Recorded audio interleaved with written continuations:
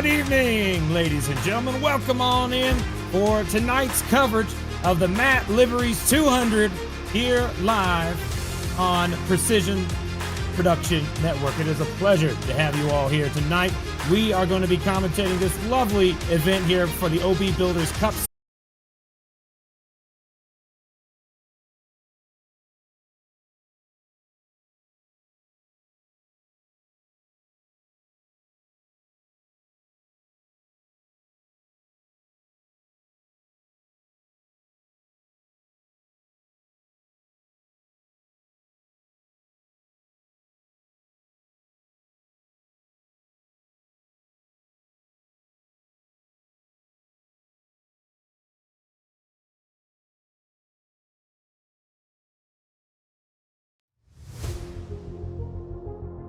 Welcome back, race fans. So welcome to tonight's coverage of the Matt Liveries 200 here live on the Precision Production Network. We're going to bring you all the live action here from Darlington tonight, and it's going to be a lot of fun for the track Too Tough to Tame. 147 laps tonight, lap 45 and then lap 95 will be this, lap 90 I should say, is going to be our next stage. That graphic is a little bit off, but tire sets are going to be at 5 right now, open setups. And we got a huge playoffs that starts tonight. It's going to be a lot of fun to pay attention to. What do you say, Dawson? Yeah, absolutely. Playoff systems are so unique, especially on the iRacing service. We kind of get to do what the NASCAR guys get to do, and now your season kind of changes. And you see it right there. It goes from, well, I'm locked in for 18 races, and all of a sudden, hey, you got to change your mindset on a dime and start racing for points. Especially, look at all the guys +2, +0, +3, +5. For Johnny Shade, his whole season got rearranged last week when he won at Daytona. He wasn't even in the playoffs, set it into this week as it was. So guys' seasons, guys' mentalities get completely flipped over. You've got to turn the temperature up and get the momentum underneath you in order to be in Phoenix here in just a few weeks. You know, something I saw on that list, we actually have a driver here in our starting lineup, which we're going to pull up here in just a moment, who's a part of the playoffs but is not here tonight. Jeffrey Taylor. He's a confirmed playoff driver, and he's not going to be here tonight, so that's going to be a rough comeback him for the next 2 weeks. So here we go.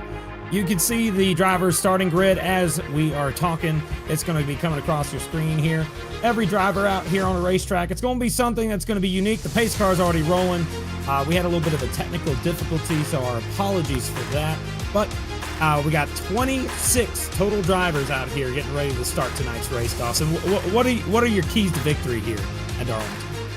Well, look, Darlington is a driver's track in the purest sense of the word. You have the most impact here, basically, of anywhere that we will go on the circuit of how your race goes in terms of tire management, in terms of throttle management, keeping your car out of the outside wall, keeping your car clean, not getting too many Darlington stripes. Everyone will get one tonight. So I think just having your head screwed on straight is the first thing. Being sharp, being 2 steps ahead, I think to me is key number 1. Key number 2 is you've got to beat the racetrack before you beat the other cars. It kind of goes into key number 1. But again, that's pit stops as well. That's execution on pit road, even if it's on a stage break. That's, just managing your stuff, knowing what line to run. You got to beat the racetrack first. Then you have to beat the other cars, which, by the way, is a really, really talented field of cars and a really good playoff field of 16 as well. And then finally, it's everybody else. It's everything you can't control about Darlington. That is all the other cars around you. You got to be hyper aware at all times. The mental is the biggest thing at the Lady in Black. Well, we're coming down to get the 1 lap to green here to start things off. I got to tell you, man, I mean, we got a lot of storylines going into here tonight. I got to tell you, Alex Coffey in the 54 for Dig Esports enters as the points leader here. He's 1 point ahead of Matt Cox for the driver, the number 32. We're going to be watching that all night, trying to make sure who can make it through to the end. But also, you got that cut line right there. Johnny Shade, Corey Moore, Brandon Fetterplace, Nigel Christensen. These guys are on borrowed time. They need to be able to have a good nights tonight to get above that cut line. It is absolutely imperative that those drivers are able to finish really well. Considering that we have Jeffrey Taylor out, that means that it's going to be 1 spot that everybody's going to move up that started tonight's race. You can identify those playoff drivers by looking at those cars. You'll see a gold banner on the nameplate just below the roof of the car. You'll see that as they head down into turn number 3 for the final time before we get the green flag underway. And man, 26 cars, 147 laps, and it is going to be the start of our playoffs here for the OB Builders Cup Series here. It's going to be a lot of fun. Here we go. Pace car dives into that pit lane. Here we go from Darlington. Coming out of turn number 4 through the restart zone. Watch that flag, man. Here we go. Buggity, buggity, buggity. Let's go racing from Darlington, boys.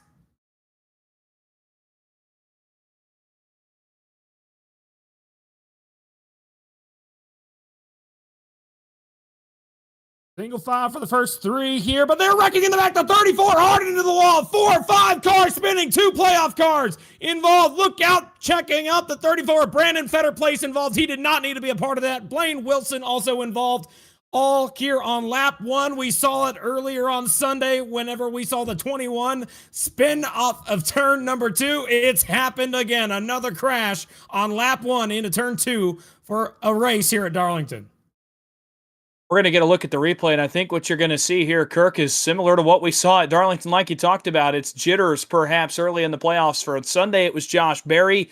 Tonight, it's the 18 of Blaine Wilson for Dig Esports. There's actually 3 playoff cars involved in this one, I believe, between Fetterplace, Blaine Wilson, and the Chris Davis machine that I think comes on the scene a little bit later. 3 playoff cars involved in turn 1. To me, again, it kind of looks very similar to Josh Berry's incident. Another car spinning to the inside down there as well. That was the 60 of Belmonte, I believe. So 4 cars involved with 3 playoff guys. And just like Josh Berry, that is not the spot you want to be in. That is about the worst possible start you could have asked for in the playoffs. Well, it's going to happen. I mean, it seems like that first lap jitter is just so common. You always get it when you go into turn 1. You try and get everything you can. The car's not fully up to temp. Tires aren't there. You know, it's going to happen. That type of thing is destined to happen. But now with that in mind, these drivers that are at the tail here, I mean, they're going to have to really control their race from the rest of this. They're kind of stuck in a position where they have to go through the whole field again. Fetterplace is a guy who comes to mind in that one. He chose at this point, he's still currently sitting on pit road. So I don't know if he's going to be able to get all the damage repaired. He's got a little bit of right front damage. You can see that there on your screen. But all these guys that are sitting on pit road, they cannot lose a lap here. They need to be able to get back out there on the racetrack as soon as possible.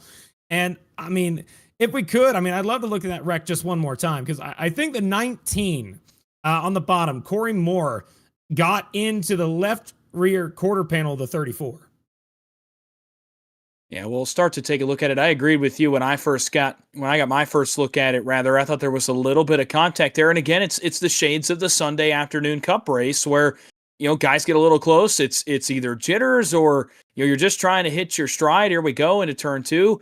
And does Fetterplace get the wall a little bit? Well, he does, but it's a little bit early, and Moore comes up, Fetterplace comes down, and boy, it's on from there. And Kirk, real quick, you mentioned going through the field.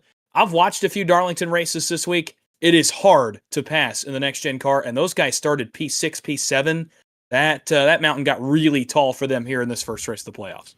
Absolutely sure did. I mean, the only person that get out of that with any any amount of semblance of surviving was the 19. The guy who was a little bit off of the racing line up the hill a little bit, got into that quarter panel. I guarantee you when he gets back up to the front, if Fetterplace is able to get back up through the field and catch back up, I got to say, I mean, it's going to be interesting to see how he reacts around that 19 car, to say the least. But we have just transitioned into the nighttime. You're going to start seeing some night lighting pop up here. The lights are going to start turning on. And we're going to try and do this again. Remember, we still have to get to lap 45 for stage 1, and every point matters in the playoffs. Every single spot can determine whether or not you are in the a position to move forward into the next round or to get knocked out. Simrap Market restart zone. Here we go. Getting into it. We're back underway. Outside lane did not get a good start at all. No, they did not. And that's the 79 up top. That's Shane Davis. He did not get going. That's going to allow Coppola actually to come forward to the second spot. Corey Moore is going to get all the way to 4th. And the leader, Brandon Bikey, he says, thank you very much. I'm going to pull away with a 2-car length lead. For Corey Moore, I thought Moore was the one around the cut line that could wreak the most havoc tonight, just based on the speed we saw from him in practice and qualifying. He's up to 4th right now. He is the man right below the cut line with everybody moving up. He could seriously put a couple guys into a tough spot headed to Gateway next week. This is the first time we complete a lap under green. It's going to be lap 6. Bikey's able to lead that lap. Coppola sitting in second with Davis, Moore, and Coffey rounding out the top 5 right now. All single file throughout the field. Heading back onto the back straightaway. Now there's contact. There goes Bukowski saving the race car. And the number 8, he just got sideways, saved the car out of turn number 4. This correction, turn number 2. That thing was heading for the inside wall. It's an unbelievable save. I thought for sure when I saw that start to get going about halfway deep in the field, that was going to be a multi-car incident just like we just saw a moment ago. An incredible job not only by Blexkowski, but by the field around him as well to not create an incident there. Puts the 8 behind the 8 ball, I guess you could say, but he saves his race car and saves a lot of race cars around him as well in that 8 machine. Quick replay as we look back. Live action continues up front, but didn't want to get a look at what happened back there. And I think it might be more the same, but, oh, and it is. I mean, it's almost identical to Corey Moore and Brandon Fetter placed a moment ago, Kurt. Yeah, but he saved the dang race car. That was phenomenal. I got to tell you, whenever he was a little slower to head down the hill, 54 was carrying more speed, got up into him. But this is a battle for the lead right here. Take a look. Coppola's all over the back bumper of Bikey. I think he gave him a little bit of a bump out of turn number 2, but he has also got Davis right there as well. This front group being single file, they got to start getting into a rhythm, which is what it looks like they're doing. But once you get clean air, I mean, that's really beneficial here at Darlington. Something I saw last night, got to call a race last night in these cars at the Darlington Raceway, and something I noticed is you tended to want to poke your nose about a half a lane up, even a full lane up. I saw some guys get up by the wall on this end of the speedway right here in turns 3 and 4 and kind of slingshot yourself down the front stretch so that going into turn 1, you're alongside the guy in front of you and you could clear him going into turn 1, drive hard into the corner, slide up on his nose, and that was really one of the best opportunities to pass, one of the only opportunities to pass. That's the case so far. We watch the battle back for the 5th position. Shane Wyatt +3 for the 23 so far, +6 for Sean Rogers right behind these guys. 44 moving through the field, +11, by the way, for Aaron Matthews, up 22nd to P11 on lap 10. You know, I got to tell you, he's let's start at the front of the field here. I want to kind of run through a little bit of our front runners. So Brandon Bikey here, like he started the race on the pole. He stayed there. He's backing it up on track. He's up here 20 points above the cut line starting this race. Leading the early laps here, really strengthen his momentum. If he adds some stage points, it'll firmly lock him probably into the round of 12 if he can do that and possibly stay where he's at for the entire race. It'll be something good to watch. The 19, though, here is trying to make a move on the back bumper of Coffey. These guys are teammates, I think, Moore and Coffey here. Let me make sure. Yep, that is correct here. So with Coffey moving up there, he's lost one spot since the start of this thing. But up here for second place, Coppola here. He's one of the biggest movers last week. He went up 10 spots to be able to get into the playoffs. So he is somebody who won a race, was able to actually gain a lot of positions because of that win. And so at that point, if you're Coppola, your job is thinking, I got to win races because, I mean, consistency might not actually be there. You might be able to win a race, but the problem is that's what you have to do week in and week out if you can't be consistent. Well, yeah, absolutely. You're going to see that throughout the playoffs as well. Guys that may get into positions where they can gamble to win a race. Maybe they don't have the raw speed. Tonight we see Brandon Bikey, Kenny Coppola, even Davis back in third. There's some guys with some really good speed. Then you have guys outside the top 10 in the playoffs that maybe they think, oh, well, the only chance I have is to gamble on pit road, try to get a late restart, try to win, and lock myself in that way. Maybe I don't have the confidence at Darlington, Gateway, or Bristol that that some of these other guys do, and they think the only opportunity to get into the next round is to go to victory lane. You're going to see that play out not only tonight, but the next 2 weeks as well, and then on into the further rounds of the playoffs. So going to be really interesting. Early, these top 5 or 6 cars, I think, are starting to separate themselves, although Sean Rogers, to me, looks like the best of the guys not named Brandon Bikey right now that are out front of this race. He's up to 7th again, +6 for him. And there's a number of guys up here that could really benefit from stage points. Coppola, you mentioned, +3 coming into tonight. 9 stage points would put him +12. He would really love nothing more than to have that kind of buffer. Sean Rogers could go to +10 if he finished where he was right now. Shane Wyatt to +7 if he finished where he was right now. So there's a few guys above the cut line and a couple below it that could really use the stage finishes they've got right now. They put themselves in position to do it that way. They don't want to have to win. They want to point their way in. That's the other side of the equation we're going to see tonight. You see who's already investing in that.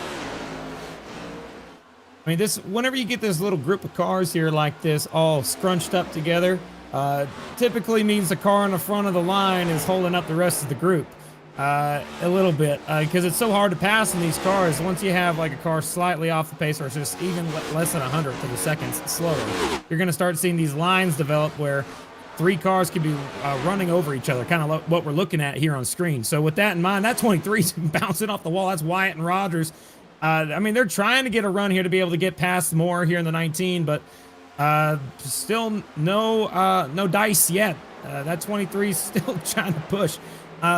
But something I'm thinking about right now is in terms of those drivers that are struggling right now. Brandon Fetterplace, Tim Wortman Jr., Blaine Wilson, Chris Davis, Nigel Christensen, Barry Sanders Jr. These guys are all in the playoffs outside the top 16 right now in running order.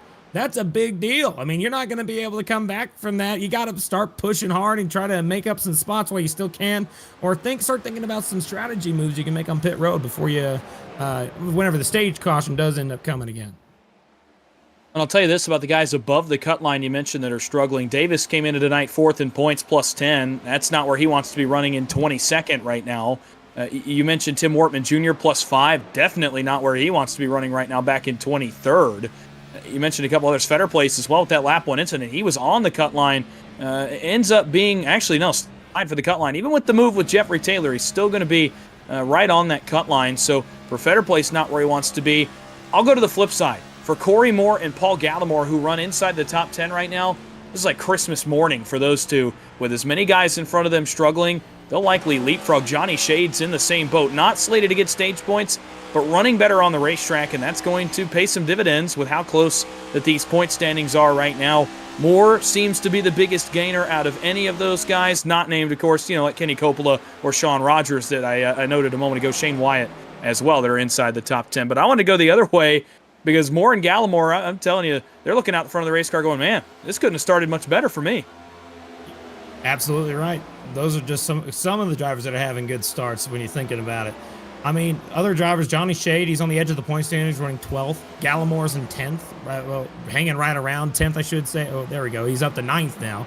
I mean, drivers that are doing really well continue to show that they're up towards the front, and they don't want to lose that position. So over the course of the run, we'll see if they are able to hang on. But in terms of drivers and how fast they're going, I'm curious if we can pull up the graphic of the last lap time for each of the drivers on the left. I don't know if we have that ability at this time, but if we could it's coming up here in just a second. There we go. Take a look here. Let's see who's fast, who's not right now. I see that we're running 29.2s for Davis, and also Cox there. He's running a 2. Other than that, Young also running a 2 back there in the 1 car. Warren Young. We hadn't talked about him quite a bit. He's not really going for any playoffs or anything like that. He's trying to be able to win a race. And he's running 29.2s, some of the fastest times on the racetrack last time by. And it's going to constantly go slower and slower. Everybody's going to have that tire fall off. It's just part of it. Young, that time by, was able to run a 3. So I guess the driver, the leader, isn't quite running as fast as he'd like, as Coppola gained a little bit of time on him. They're about half a tenth that time by. Well, yeah, and you're going to see this throughout the night, the kind of push and pull of tire fall off and guys managing. And I got a pretty unique look at that last night. I saw guys trying different lanes to manage their tires, and I even saw one driver hook all the way on the bottom below the dash line over on the other end of the racetrack in turns 3 and 4. You see, the entry point for Atwood right there in the 91. That's kind of where a driver would run all the way around the corner, and it would save a little bit of heat in the tires. It would cool those tires off and allow them to run better laps deeper into a tire run. With the full fuel load on board these race cars, they're going to have to stretch tires. 45 laps in each of the stages, and even further than that in stage 3 without cautions. So you're going to see guys experiment. You're going to see guys back their pace off and try to save their equipment. I think. Sorry to interrupt you, but Aaron Matthews just had the save of his life. 5 car on the front straightaway just had a huge slide. I think everybody is kind of caught up here in this little pack. Let's take a look and see what happened here. It was off of turn number 4. Button boxes replay. Let's see what happened.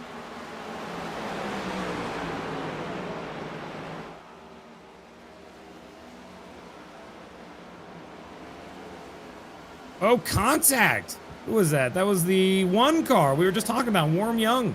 Dropping back. Luckily, saved the race car, lost a few spots, but he was able to keep the car going straight. And now there's a huge battle back here, by the way. Nick King's in the middle of it. There's a side-by-side battle up ahead of them. Huff is involved in that one with Warren Young. I mean, everything from 15th on back looks like it's kind of like a war zone right now.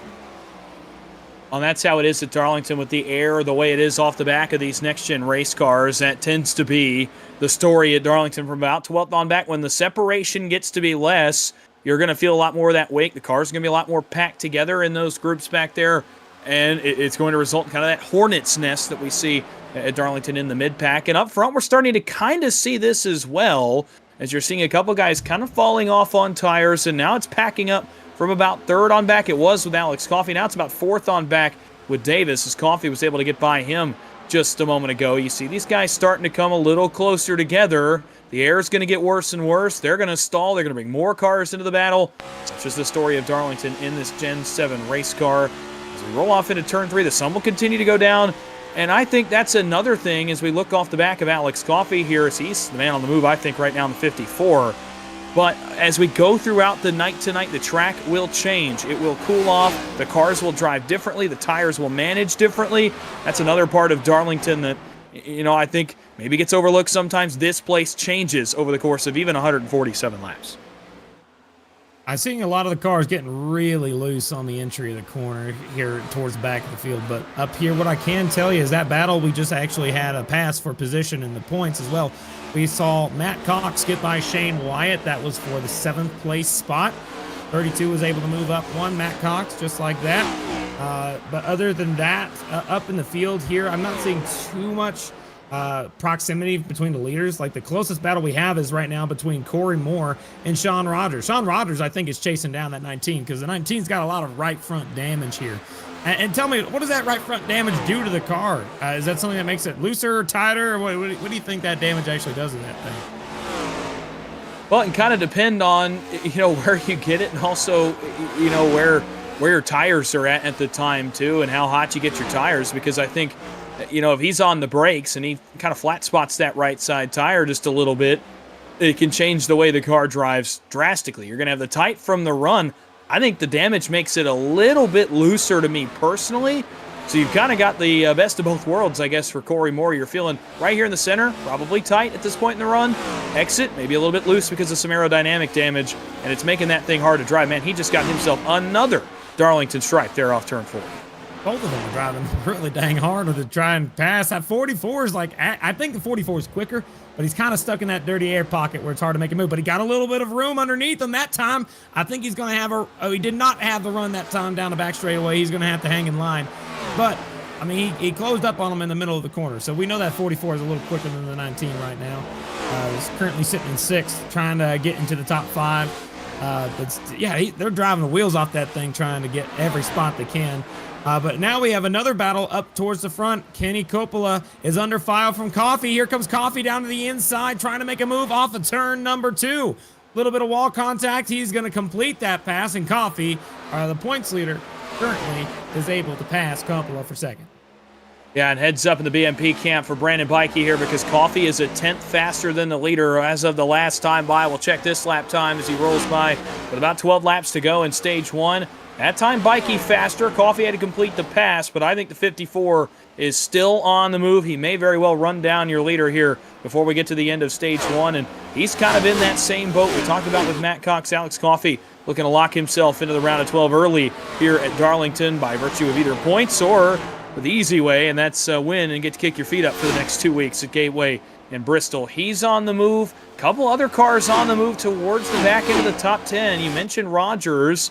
Also want to mention Gallimore up to 9th. Johnny Shade is now just 1 spot short of what could be a huge stage point for him in stage 1.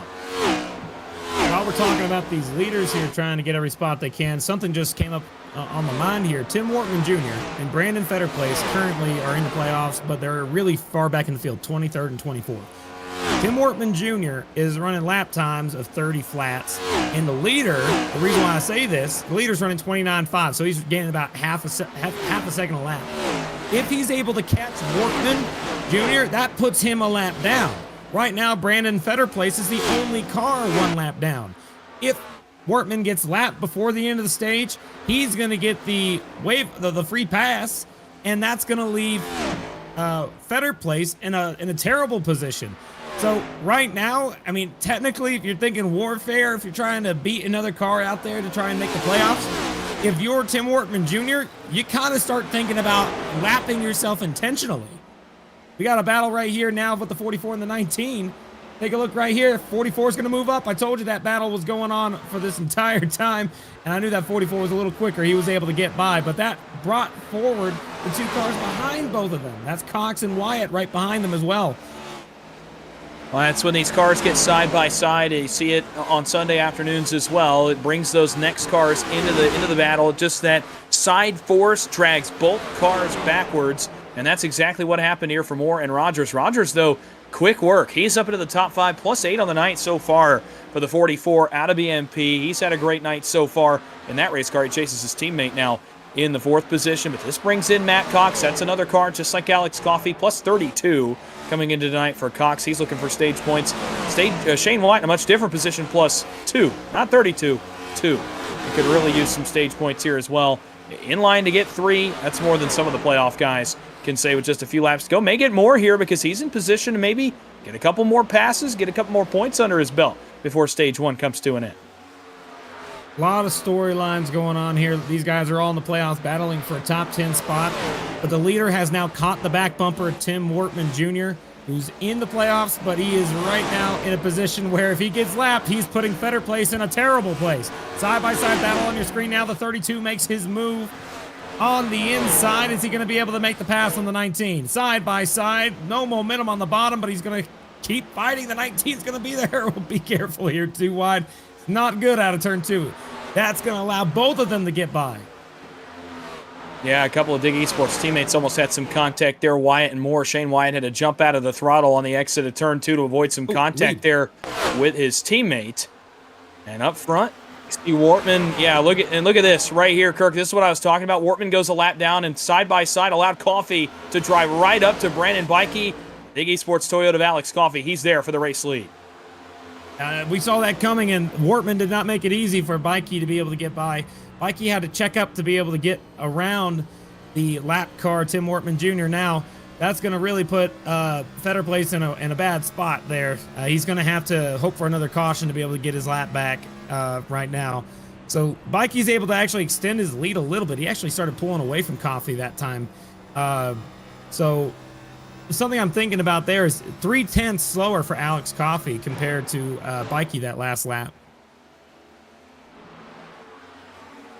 Well, he had some contact with the Wortman Jr. machine in turn 1, did the 54, so I think that contributed to the slow lap. This one's going to be a little bit faster, although Bikey does a good job steadying the ship. He may very well have steadied things out at least to get to the stage, but boy, Coffey looked good on on the early portion of the run. When he got clear and he got some clean air, he looked really, really sporty. I think he just burned some of his equipment trying to get to the back bumper of the race leader. We're coming down to get 2 to go whenever they cross the stripe for the stage. Brandon Bikey currently crosses the stripe. We're going to have 2 to go this time by, as this battle for this position in the back of the field is still heating up. That 19, Corey Moore, is trying to defend his position over Shane Wyatt. Yeah, and 2 cars that really could both use this 1 extra point. Moore was on the line coming into tonight. Wyatt was +2. It's a big point for either of them. I don't think, though, the way the air has treated these cars tonight, I don't think Shane Wyatt will get there without a bit of a big run here off a corner, being able to slingshot past. Matt Cox going to put some pressure on Sean Rogers for the 5th spot. But again, the way the air's been and the way these guys are having to drive the racetrack, I just don't see it being enough. Last lap, stage 1. Top 10 may be pretty well set. Some guys in line for a huge points payday here. This is the final lap down a back straightaway for the stage. Side-by-side battle going to happen here with the 19 and the 23. Looks like 23 is not going to get there, but up front, Brandon Bikey wins stage number 1, followed by Coffey, Kenny Coppola, Shane P. Davis, Sean Rogers, Matt Cox, Corey Moore, Shane Wyatt, Paul Gallimore, and then Jose Medina round out your top 10 stage finishers. It's about exactly what I expected out of stage one, I'll tell you that much, with the dirty air coming into play, but also what I talked about at the top of the show, and that's you got to race the racetrack first. The guys that settled in and were comfortable on the racetrack early in the race stayed there. There wasn't a lot of moving up from the guys that started towards the back, had a bit of a slow start, other than the guys, obviously, that were involved in the early crash. Blaine Wilson, notably, involved in the opening crash, got all the way back to 12th, so those cars got back to the front, but it was the guys, to me, that were comfortable on the racetrack. They got the best start tonight. Brandon Bikey started first. Guess what? He still is. All about the sheet metal pole award going to that number 27 car right there. So we're going to have pit stops, and then after that, we'll take a quick step side. But for right now, let's take a look and see where they end up. One of the most difficult pit roads to enter, but under caution, it's pretty fine. I think pit road is closed. Then you see that red flashing light there on the inside? Did you see that, Dawson? I did, but obviously the whole field coming down pit road tells me it must have been open, and obviously it looks like no one's receiving a penalty here. So odd visual cue there. Hey, you know what? Somebody forgot to turn the light green down there. Yeah, what are they doing down there in iRacing Central? Oh boy. Well, pit stops. Here we go. You remember, clean air is everything. You want to make sure you maintain position. Here we go. They're going to take 4 tires and gas, most likely, and we'll see who comes out first. Looking at the back of the field here, I don't see anybody making any moves yet. There we go. We got someone. It's the 44 of Sean Rogers, able to get out there in 3rd place, or actually a couple spots back. A couple guys pitted up ahead. Bikey wins the race off pit road, followed by Coffee, Coppola, Jane P. Davis, and then Sean Rogers in 5th. So that is the race off pit road. They're going to go ahead and get re-lined up. We're going to take a quick step aside, and we'll be right back after these messages.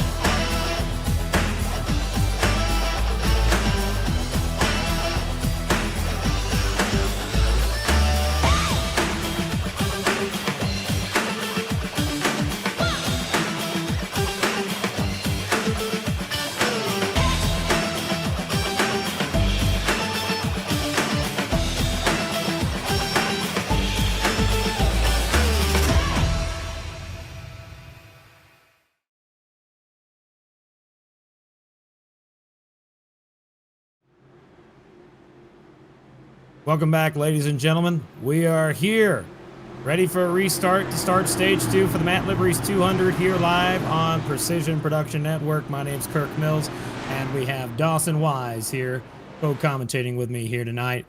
And Howie Burrows, our producer, getting ready to watch this second stage get kicked off. Here we go out of turn number 4. Who's going to try and get some more stage points? Coffee's laying back on the inside. Bikey chose the outside lane, and we are back underway here from Darlington. Man, about as conservative as you can get for Alex Coffey, and that's really surprising considering how the dirty air has been tonight. You figure he would have tried to fire at the same time. Contact. Davis in the wall. He makes the save. Unlike lap 1, we keep it going down the backstretch. Coffey and Davis not playing nicely right there. 3 wide. That doesn't always work at Darlington. He is not happy. I tell you what, if that were me, I'd be like, hey, I was running second, and I got hit in the left rear. I'm going to come after you right now. That's my first thought as a driver, but we'll see if he does. I don't know. He's got to be cool to be able to get to the end of these races. It's pretty hard to do. That 44 is able to make a move on the 23. That puts him up to the 5th place spot right there, trying to catch up to Cox there right in front of him. But I got to tell you, another pass right here. Look at the 44 making the move on Cox just like that. Told you that 44 is on rails right now. Yeah, Sean Rogers has got something underneath the hood of that 44 machine. I saw it earlier in stage 1. He was very quick, and he had just figured something out, especially on that turn 3 end of the racetrack on his entry. that allowed him to be considerably faster than the guys in front of him. And I could tell a visual difference. You can see it right there on Matt Cox. He got past him, and he's pulled away by 4 car lengths. And here he comes to the back of Kenny Coppola. He's going to put pressure here on second and third. Rogers may very well be the best car on the racetrack right now. You give him a moment of clean air, and look out here at the front of the field. That BMP car coming forward and coming forward quickly. Maybe waiting on Coppola to make a move to take advantage of the dirty air in front of him. Well, right here, what I can tell you is that he definitely has momentum. A little bit of non-momentum right now is going for that 32 car, Matt Cox. He is going backwards. That 23 car making a move to the inside. That's Shane Wyatt. Right behind Sean Rogers is who we're riding on board. Just a couple cars behind. There we go. We just saw the 23 get a pass over the 32.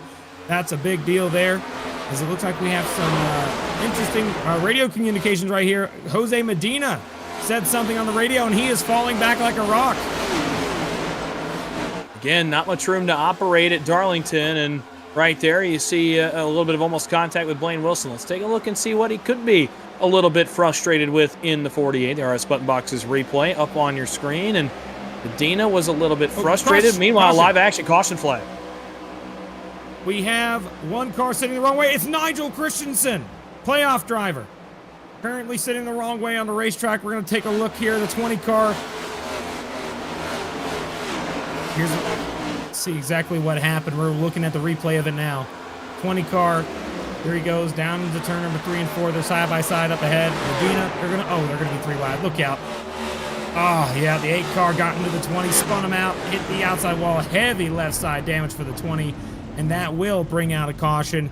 Not what Nigel Christensen wanted to see. That 8 car was Colt Bukowski. That's a send and a half there into turn 3 by Blakowski. It's all the way to the door number of Christensen. The problem here is Christensen can't roll out to the fence. What I think the 20 wanted to do is roll all the way out to the safer barrier. The problem is Jose Medina was still struggling just a bit after the contact earlier in the lap, and he had to lift, which made the 20 have to lift and try to evade, and there's nowhere for Blakowski to go except up the racetrack. He washes up into Christensen, and it's on from there, and I'll tell you this, Christensen, lucky that it did not involve more cars out back. It should just be some left side damage for the 20 and Nigel Christensen. 2 cautions now for incident, as we just saw. Holy cow. I always find it interesting whenever that pace car is so dang close to the wall. We had our lap car go on by trying to get their lap back. That's actually really beneficial to, I believe, Tim Wortman Jr., who's able to get his lap back that particular time. Brandon Fetterplace is still sitting on pit road trying to get some damage repaired. The 83 needs to have some more damage repaired as well, so both cars are going to be in that position to try and get that done. As it looks like we got more cars that have retired from the race.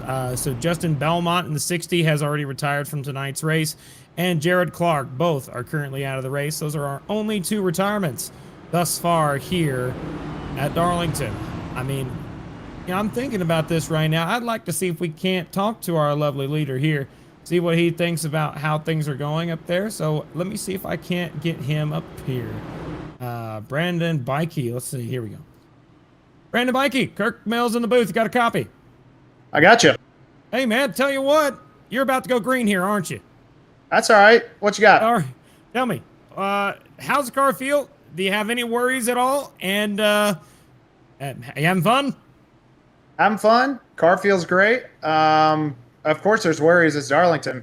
It's a tough track. So we're just going to try to keep it out front as long as we can. And we'll just hope these boys keep staying behind us. That's what I'm going to hope for. All right, good to hear from you. Just to make sure you want to go to D-Strife and B&P, correct? That's it. Thank you, buddy. All right. Yeah, hey, thanks so much for talking with us. Sorry for the quick grab here. We'll try and get you down there. Y'all have a good one. Yeah, best of luck to you. All right, that's our leader. He sounds happy. Would you be happy, Dawson, if you were leading this thing? Well, yeah, and a man of few words, too. And when the car's running good and you kept it out of the wall, you tend to be a man of few words at a track like Darlington. Yeah, definitely busy. But I gotta say, he's picked the inside this time for the restart. He was not on the top. This time, Coffey's on the top. Let's see if that works out again. Here we go through the restart zone. We're back underway. Great jump for Bikey. Everybody else just in reaction form right now. Heading down into turn number 1. Let's see how they handle turn the first and second spot. Looks like Coppola is able to get by more cars in the wall, including the leader. Was able to scrape the wall a little bit. They're still too wide throughout the field. Here comes Coffee making a move for second place again down to the inside of Coppola. And Alex Coffey struggled mightily on the race starts tonight. That's back-to-back where he got caught sleeping as the second-place car. Once on the inside, once on the outside. Now it's going to cost him at least one spot. It may cost him more than that because here comes Sean Rogers. He's made it to the top three. The caution brought him back to the party. Now he's going to go on attack here on Coffey. He's going to try to bring Shane Wyatt to the party in the 23. A couple more out back, just not being able to hang with the leaders.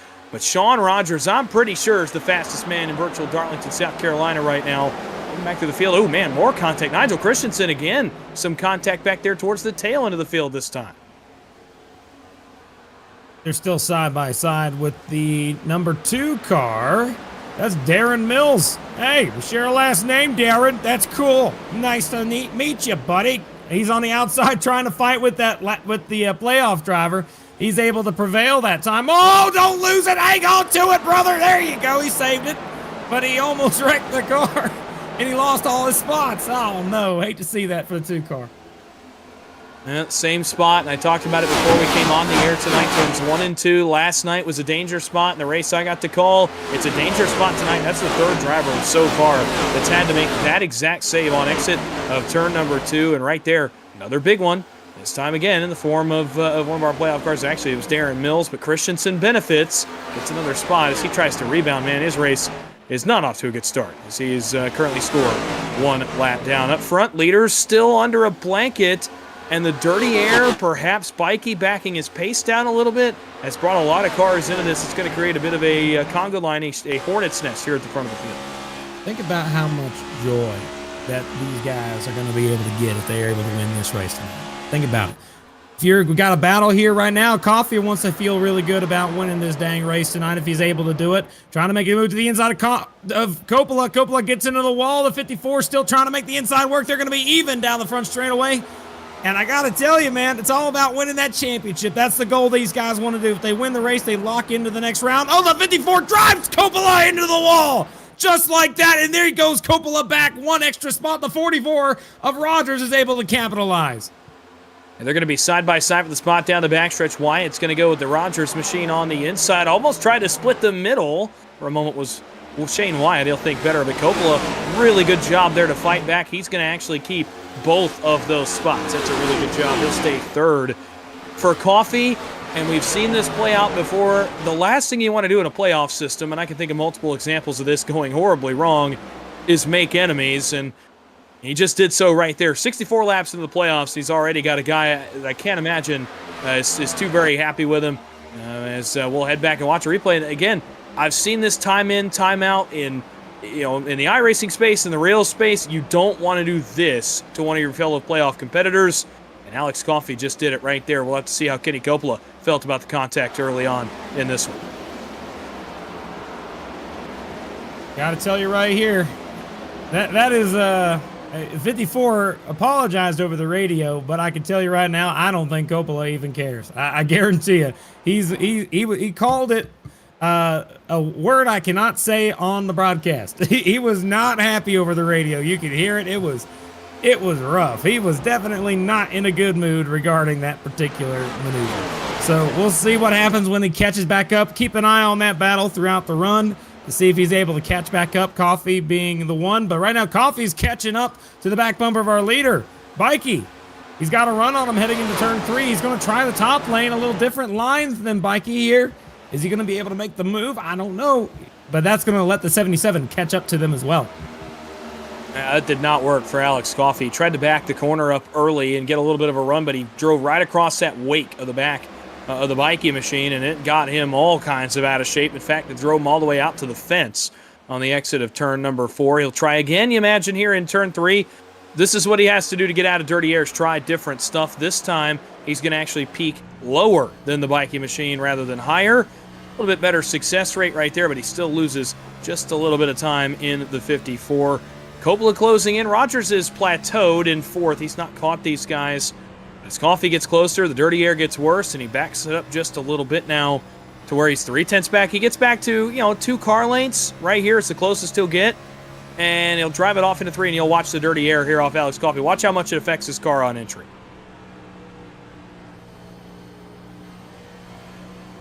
Once he cuts down like that, it makes the car really tight. It just really does. It's just taking all the air off the front end. The car just really wants to slide up the hill. So that's the problem with these cars. Every broadcast I always mention these next gen cars are a pain in the neck to drive, and they are not something that people particularly like right now. I'm sure that will change in time, but I got to tell you, Coffey's trying to get every run he can, but he's trying to play poker with something that can't quite get the job done. I guess the best way to put it. He doesn't have the chips necessary to bet. Well, I'll tell you this much with Coffey as well, and you mentioned it with Bikey a little bit, but Bikey's doing a masterful job of cutting down across the nose of Coffey, whether intentional or not. He's not allowing clean air onto the nose of the 54 and affecting his exit and losing a ton of momentum that Coffey's gaining in the middle of the corner. Coffey has been so good through the center on both ends of the speedway, but Bikey's line, time in the corner, almost trouble back there. That was Shane Davis in 79. He's way off the pace. Just like that, lost so many spots, able to hang on to the race car. Woo, man, I tell you what, we saw that happen already, but let's go back to live real quick. That loose, he was able to save it, but right now he's kind of in a position now where he's kind of caused multiple multiple people who are going for a playoff kind of close in on each other right now. The 45, Johnny Shade, he is kind of in a rough spot because he's had the 8 car of Colt Blazkowski trying to get by him for the last handful of laps, and he just wasn't able to do it. So that 79 car is now lost all the way back to outside the top 10. Yeah, and that's a tough break for Davis, who had all that track position and now is going to lose all of it and have to regain it again on a night where it just is so hard to pass. And again, no place better to see that than this battle for the lead. Coffey got within a car length and a half. It looked like he was going to wrap the bottom of turn 4 and stay out of the air. Next time by 1 and 2, he gets right back in the dirty air and drops right off the bumper of Brandon Bikey. Alex Coffey trying to play this puzzle with the 27. He's trying to basically figure out, play a game of chess here. Okay, he's going to go high right here. Watch this. Does he cut back down across the nose? He's been doing it every lap. Not as much there. A little bit on exit, but Coffey's able to hang with him a little bit more that time. And with Bikey changing that, Coffey's able to run down further, half a lane down from Bikey, and the dirty air is not nearly as bad when he pokes that left headline out. But man, over here in 1 and 2, Coffey has had basically no success at all behind the 27. They're running identical lines. That's not good in dirty air. Absolutely not. You're kind of stuck. You got to start thinking about using some other tactics to be able to try and get by folks. That's something that once you get close enough, I mean, you really got to start thinking, how can I get by this guy legitimately? And if you know you can't because the car is not very good, then you're going to have to start thinking of some alternative methods that may not be liked by everybody to get by. We saw that earlier when he made a move on Coppola.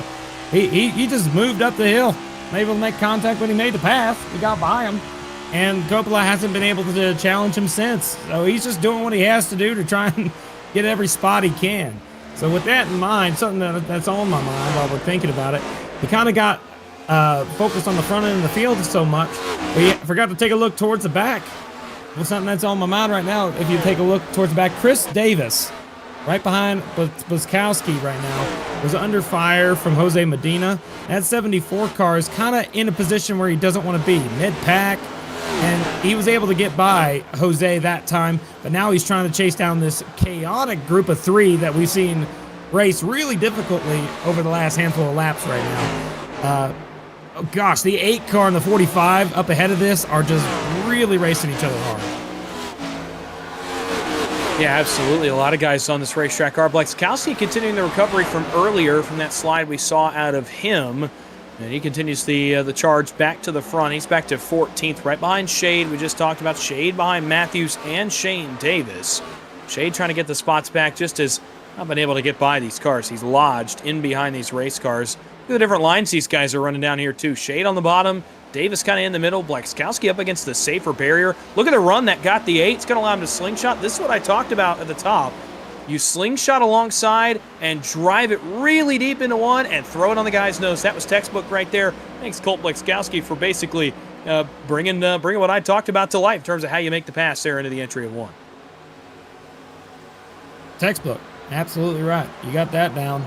Out of the entire field, the driver that is not in the playoffs that's doing the best right now is the 5 car of Aaron Matthews. Matthews right there sitting in 11th place spot, the 5 car. He's leading this pack right now. He's got a lot of cars behind him that are also non-playoffs. You got Davis and Bliskowski, but Shade and Davis are also in the playoffs, and they really want to get some stage points. They know that they have to really try and push the cars a little harder to catch the guys in front. Take a look right here. Here goes Davis to the inside, and Matthews drops back 2. Now almost 3 spots in that 5 car.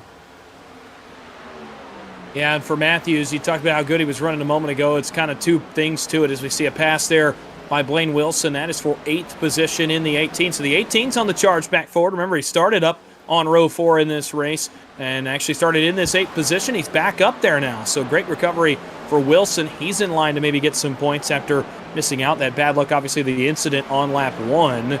So for Wilson, a nice recovery. For Matthews, it's kind of a 2-sided coin where you like to run well anywhere you go. It's obviously a good feeling, but he also was 1 spot or 2 spots short rather of winning Daytona last week to get him into the postseason. Now he's running well at Darlington.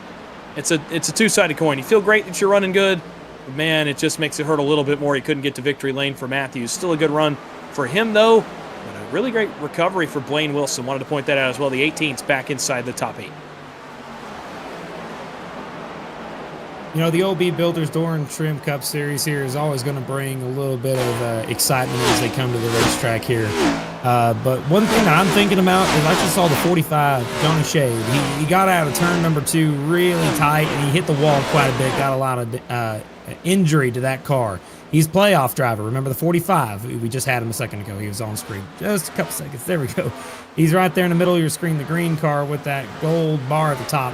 When he hit the wall, he lost a lot of momentum, and I think he has a little bit of damage too. He's he's not going forward anymore. He's falling backwards all the way down to 16th. He was running 14th prior to the wall contact, so he's lost 2 spots, almost 3, if Jose is able to make a pass. Yeah, and it's tough as a playoff driver. It's hard, especially in the mental space of one of these races, to realize, okay, maybe the raw speed's not there, then you might start overdriving the car. Not saying that's what happened to the 45 specifically, but it can happen. You can overdrive the exit of a corner, then you're in the outside wall, and all of a sudden then your momentum is gone, your rhythm is gone, you're going backwards. It can be very mentally draining for a driver, knowing you're in a playoffs where 3 races is all you have. Johnny Shade's got a long way to go tonight to recover this race. Stage points are big, but I think his finishing position is a bigger deal. He just has to keep his eyes forward right now. He's trying to hang on for the next 7 laps till the end of stage 2 and look forward from there, but certainly not the night he wanted to start his playoffs after his really, really incredible walk-off win last week. You know, there's actually a battle on the racetrack that I'm really excited to watch here that's not even for position. We're looking at the one in the 5 car, the one is able to get by.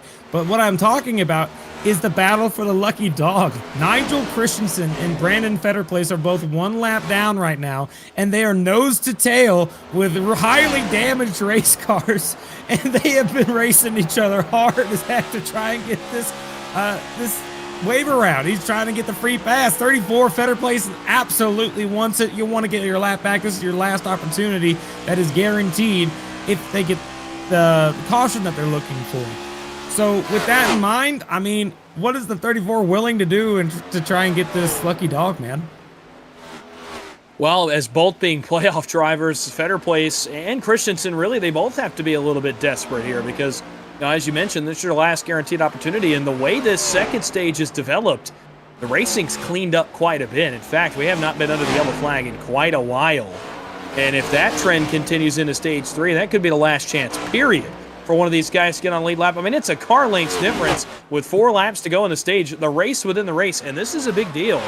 If these guys are able to get their cars repaired, that could be another point, maybe 2, maybe 3 for guys that are down at the cut line. Fetterplace was 0 on the line. Christensen was -1. Both could really use the lucky dog. May only have 1 more chance to get it. Yeah, well, at least guaranteed chance, yeah. looks like that we may have had a save for the 45 car. Something must have happened. Remember, he had damage from a wall contact earlier. Let's see what exactly happened to the 45 this time. He's a little shallow on the entry there into turn 2. He's going to pull tight here, hit the wall. Yep. And he was able to keep the car underneath him, but he lost a lot more time and he's got way more damage. So that 45 is going to be falling back. But what I think we're going to keep an eye on still, out of everybody on the racetrack, the most interesting battle that I could see, considering the distance between the cars, is going to be that battle for the free pass. I mean, that's the closest thing I'm looking at right here. But that 20 car was able to scoot out to a little bit more of an advantage in the last couple of laps. But Fetter Place is trying everything he can to try and catch back up to the back bumper of that 20. He needs that position as we're coming in close to lap 90. Yeah, last lap of this second stage. Brandon Bike, he's about as perfect a night as you could ask for. He's going to pick up 20 stage points, 2 playoff points. That's about a perfect night for the 27. Alex Coffey's going to end up plus 51 to the cut line here leaving stage 2, so he's in a great spot. Matt Cox is going to get more points. So for some guys, a really big first 2 stages. For others, they have work to do. It's Brandon Bike winning stage number 2 as well. Sweeps the stages, the Lady in Black.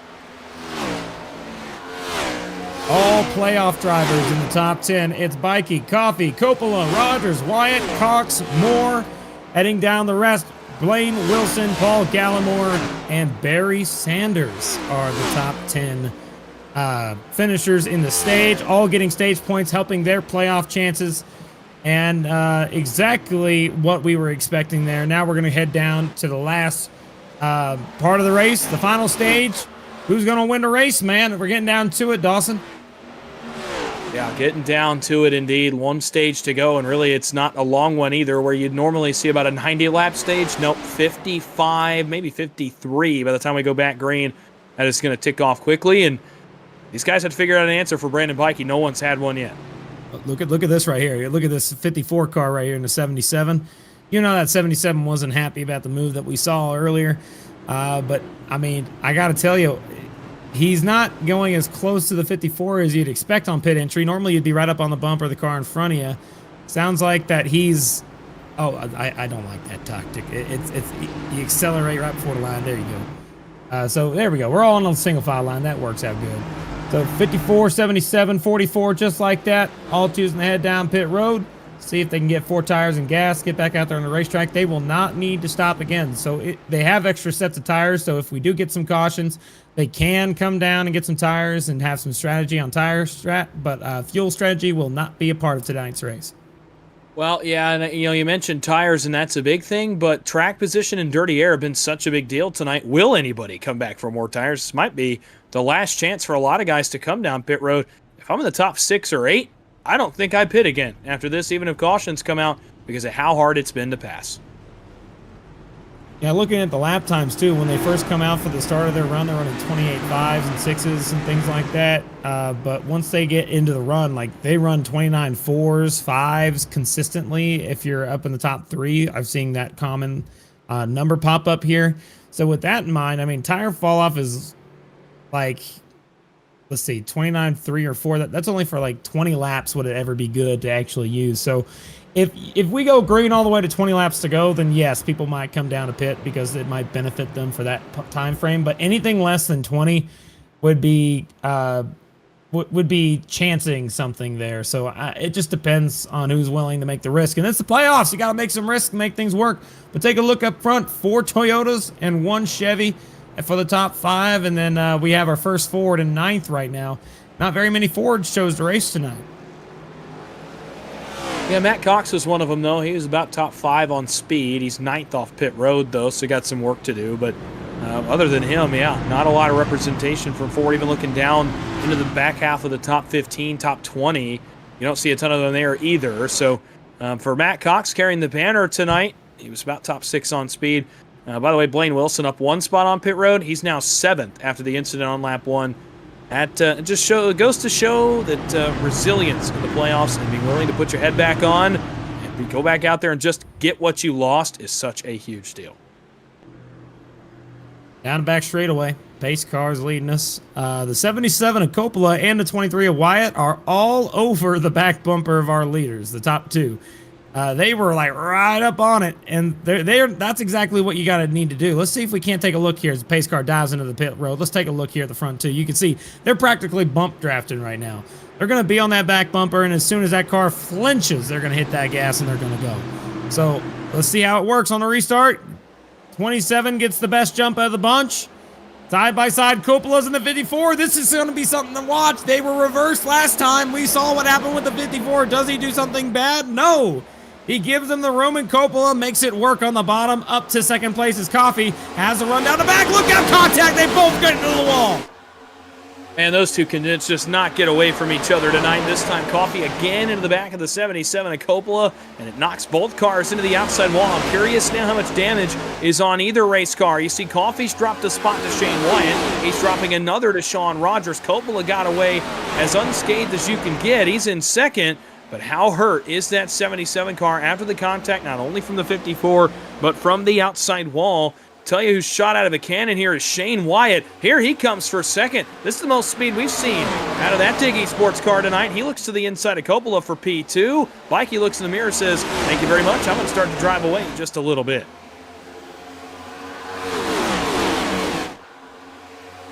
Single file for most of the field there as they head into turn number 1 again. Going down to 51 laps to go. 50 and a half laps to go now, I should say, down the back straightaways. The 23 Wyatt able to gain small amounts of momentum, but down the back straightaway, he just seems to fall off a little bit as Coppola sent it into turn 3 and 4. So there's also a battle here for the 3rd, 4th, and 5th place spots right there. Look out, 44 got loose after contact with Coffee right there. That is a little rough for him. He's able to recover, but he's got the 18 on his inside. They're making contact again. That 44 trying to make it work. They're able to clear, and they will single file out for the time being. 44 will have to recover and try again here in just a moment. Sean Rogers looks like a pinball in this third stage. To tell you that much, the 44 between the wall, the 18 of Wilson, the 19 of Moore. He's been all the 54 Coffee as well. He's had contact with 3 team cars in the last 5 laps, and he's gotten a few Darlington stripes out of it as well. And for a guy that was running as high as 4th on that last run, he's back to 6th. He's got to recover now, but he's kind of righted the ship. And Shane Wyatt taking another look on Kenny Coppola, putting the pressure on the back of the 77. Shane Wyatt got a little more pace here in stage 3 as the track has changed. Wyatt's continued to get faster throughout the night. He's up to 3rd, trying to look for 2nd. Oh, spin! Coffee Off turn number 4, one car goes around into the inside wall. It's the 91 of Nicholas Atwood.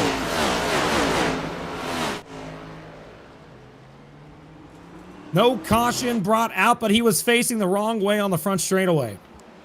Oh, man, that's about as tough a break as you can ask for. Coming off turn 4. Well, I thought he might have had some help. He did not. He got all the way around by himself, got in the inside wall, and stayed off the racing surface. Race control said that's not enough for a yellow flag. Great job, by the way, by Shane Davis to stay out of that in the 79. That could play big dividends later as well. Oh, the 23 car is loose as well on the inside of the racetrack. He's losing a lot of spots. That's Shane Wyatt live right now, losing multiple positions. He was running in 3rd. Now he's outside the top 10. Oh, boy, and that's a playoff guy, too. With Wyatt, oh, man, there's the spin. I almost thought that was live over there in turns 3 and 4. So he's still struggling to control that race car. He is still a little bit loose in that race car. I thought that was a live look. So I looked down, and he was sideways again in the live angle as well. Tough break for Wyatt. He was 2nd and third working on Coppola. Now he's 10th, just barely inside the top 10. He's got a lot of work to do and not a lot of laps to do it. Not a lot of laps to do it at all. 46 laps to go, rather. We're already past lap 102. When they cross the stripe, it'll be 103, just like that. That's the lap we're on. And considering that the way the top 2 are looking, they're kind of scooting away. Coffee seems to be laying back a little bit. I think he might be saving a little something for him a little later, maybe. Not sure. But the 19, the 44, and the 18, all there as well. And that's Moore, Rogers, Wilson. They are also a part of this mix, just within a couple car lengths, as Wilson is pressuring the back bumper of the 44 Rogers. Again, Blaine Wilson mentioned a moment ago he was involved in that incident on lap 1 off the exit of turn 2, had damage. It took him a while to get back up here. Now that he is, though, that car is fully repaired, and he appears to have some speed underneath the hood as well. He's going to try for a spot in the top 5 and recover what looked to be a disaster night to start his playoffs. It looks like he may very well recover to finish pretty well in this race and at least put himself in a pretty good point spot next week headed to Gateway. Close call there. Matt Cox, Paul Gallimore. It's a pair of playoff cars.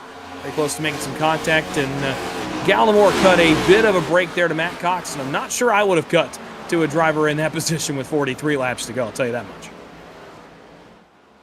Well, I mean, sometimes when you know that they're a little quicker, you want to let them go, but not anymore with these next-gen cars. You kind of don't want to do that because you'll lose the track position. Track position's everything right now. That 18 car trying to steal some track position on the 44 still. He's tried everything to get past that 44. He tried going low, tried going top line. It's just not working out for him right now. He's not able to develop a run down the straightaway to make the move. Yeah, and again, this is a story we've kind of seen all night, and honestly, it gets a little bit harder as the track gets cooler because there's not as much of the sliding we saw earlier. A hot track, you're going to slide more. There's more room for mistakes. At night, the temperature of the track goes a little bit further down. There's more grip.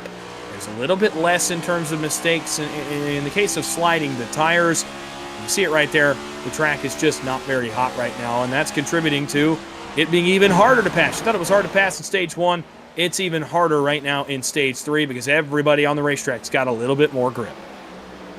23 really could turn down a hill in turn 2. I mean, you saw that. He was able to go from top lane all the way down near to the double white line so quick, and that's what's going to help him make this pass. He was really loose. We saw him get sideways, able to save the car, but he lost multiple spots. He's trying to gain one back here with the 8 car. This is just one of those things that can kill a playoff run. You really need to avoid having moments like that where you get loose like that and lose all those spots. Currently sitting in 9th right now. 10th, I should say. I mean, still running top 10, still a good night. As long as you do that the next 3 weeks, in most cases, you will probably make it to the next round of the playoffs when you start round 16. So once we come down to the end of this thing, we just now started with 39 laps to go this time by. Take a look right here. That 44 is all over the back bumper. The car in front, the 19. He was laying onto him going into the corner this time. Let's see if he's able to make the pass. Oh, man, just had to lift on exit right there, and that's that dirty air, and Blaine Wilson's going to try to take advantage. He dives to the inside of turn 3. Defensive by Rogers coming down, not allowing Wilson to roll up the hill and take the line he wants to run. He's going to make him run a tougher line. In fact, going to drive down into the door just a little bit of the 18 machine. They'll be side by side in a 1. How hard does Rogers drive it in? The answer, very hard. Contact, trading paint. This is a Darlington classic here in turn 2 between these two. Rogers may have to give way to Wilson. Not quite gotten the spot. Blaine Wilson not giving this up either. And Matt Cox is into this battle as well behind them in 7th. That 18, that 44 is keeping the pressure on the 18. I got to say, this is, hang on to it. Don't wreck him. Hang on to it, 44. I mean, that was awesome racing to keep it straight and clean that way. Let's see if the 44 does anything to try and get by again. Not this time. 44 has to check up to be able to try and save the car. Trying to make that pass work was so difficult, but a lot of grinding on each other. It's just racing. That's what you're going to see out here on the racetrack. You're going to see rubbing and racing at Darlington. I mean, that's what you hope to see. Most of the time, you rarely get it, but tonight we got to see a little bit of it, which is cool. I like seeing that. But also, if you look back in the further back in this line, the 23 is still Shane Wyatt trying everything to get by that 8 car. Yeah, I think the bonus for Wyatt real quick is that he got a couple of stage points earlier in the race. That's going to allow him to take a deep breath and say, hey, 10th would be okay, 9th, 8th, 7th. That might be better, but I got some stage points. I'm at least in a decent point spot heading to Gateway next week. So he's not going to really have to force things. Almost trouble for the leader. Brandon Pikey's out of shape off turn 4. The first mistake of the night for the 27 and the worst possible time for it to happen with 36 to go. The lucky part, Coppola lifted just a little bit behind him in the 77, and he keeps the lead, but almost catastrophe for Brandon Pikey leading the race. I am slightly confused as to why the 77 lifted for that. That's interesting. He's normally you just stay around on the gas for those types of moments. But no, they chose to lift and give him a shot at hanging on to his position a little longer. I mean, it might be, let me check and look into this a little bit. Yeah, on board would be great to see because, I mean, it looked like he could have passed him.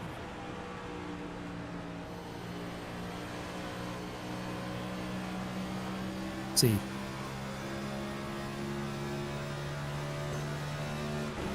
He stayed. Wow, that's amazing. He was able to maintain Trouble on the no front lift. stretch, Kirk. Sorry to interrupt, but it's Blaine Wilson out of 5th place. It's gone around on the front stretch and brought out the caution with 33 to go, and it's another setback for the 18 for that Dig Esports team. Rogers in the 44 made contact with the 18, sending him around. That is going to be looked at. Let's see. Remember, these guys are racing hard, rubbing on each other here a little bit ago. 18's going to get a little loose. You're going to see a little wobble here. Right there, a little wobble. Goes to the inside. Contact. 18 goes for a spin. 44 able to hang on to the car. 18 was able to get out of, not hit the inside wall, which is really good for them. So, and also looking at the running order, I mean, he didn't lose much. I mean, I don't think he lost too much that time. So, I mean, that's it sucks to see, and you hate to see it. But, yeah, in that case, they're going to have to make a lot of ground up to be able to catch back up to the front group there.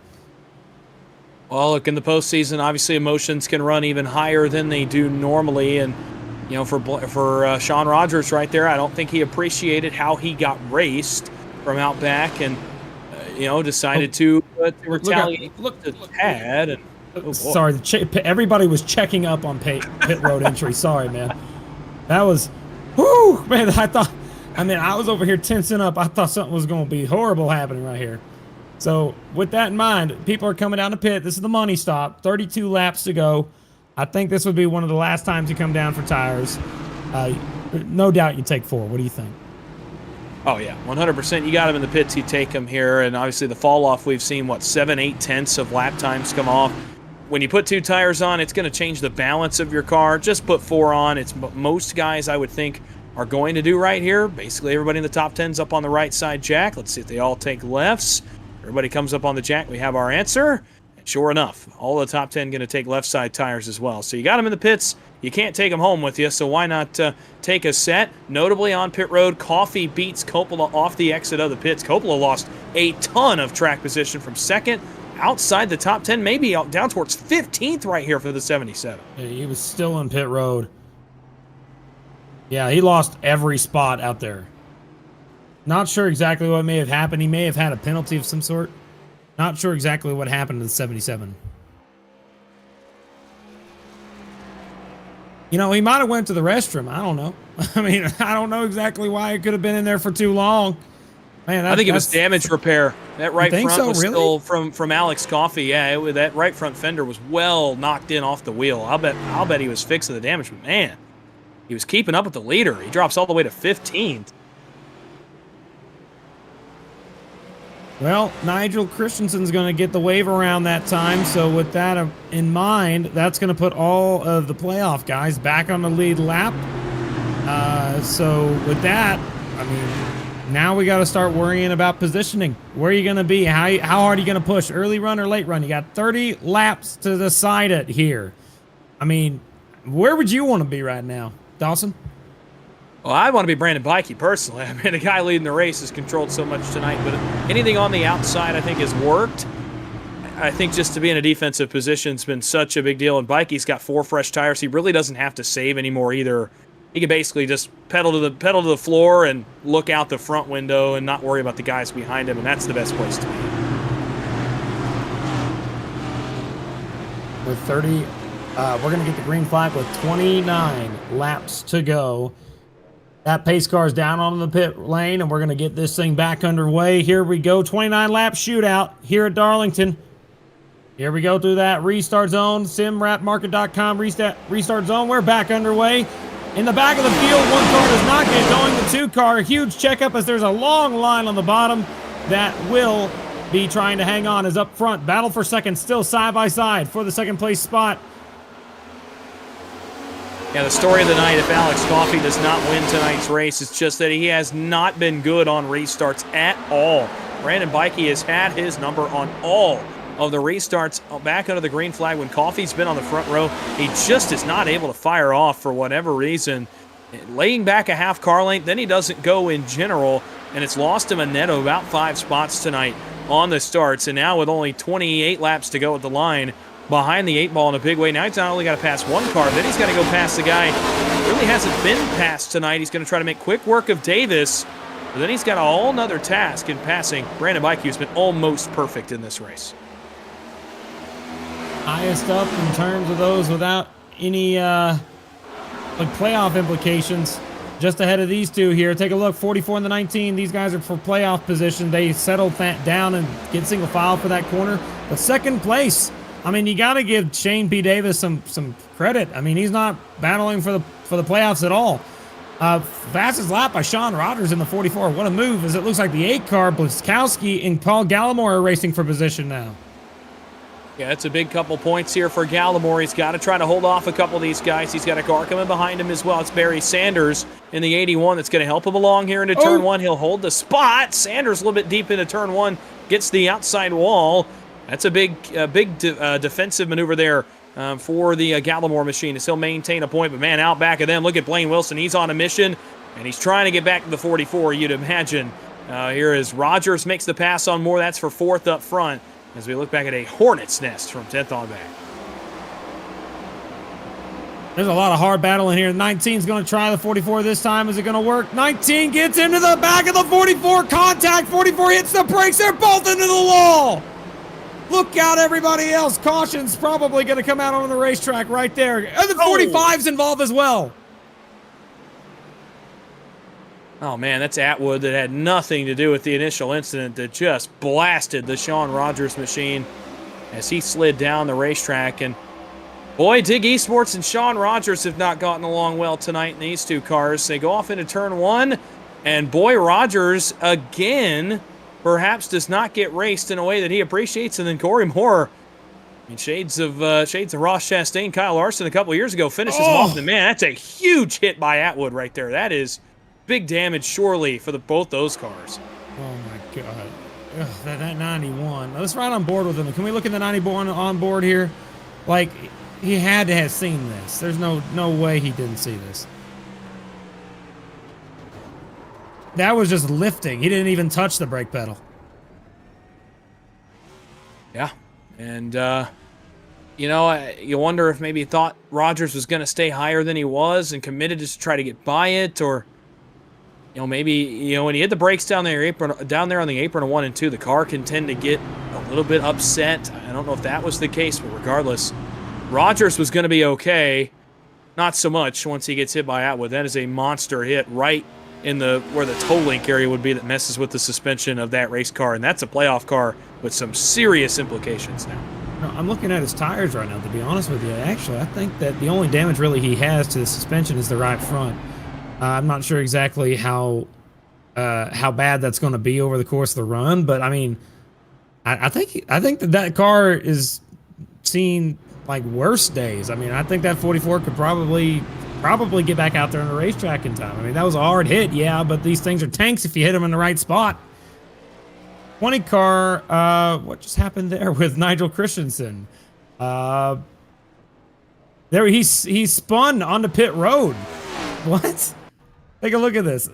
A little bit further back, take a look at this. What happened here? Transition, I think, got him.